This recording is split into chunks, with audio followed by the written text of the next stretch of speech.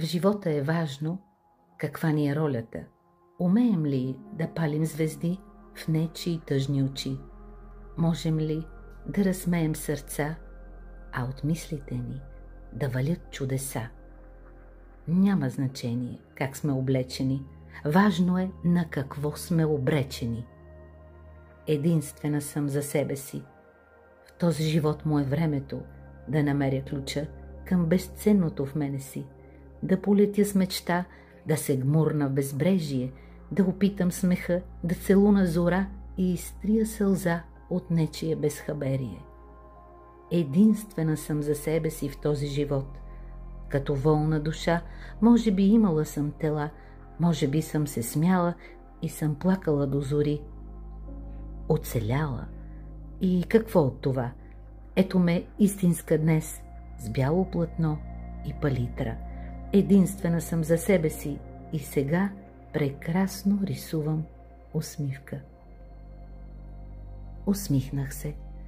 Мигът е цялото ни имане, което дадах от сърце, което взех ми беше нужно.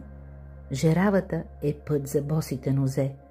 Всяка стъпка страхът в радост го превръща. Усмихнах се.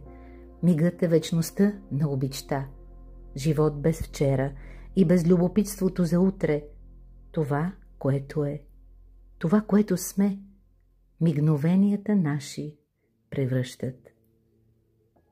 Колко стъпки има любовта, с колко думи може да немеем. Беше танц, премина пещера, в тъмното умее да се смее, до връх достигна с криле, сниши се в ниското и пее. Скали и бездни, урви и пустини, сафон. Галопира любовта, без думи, има я и грее.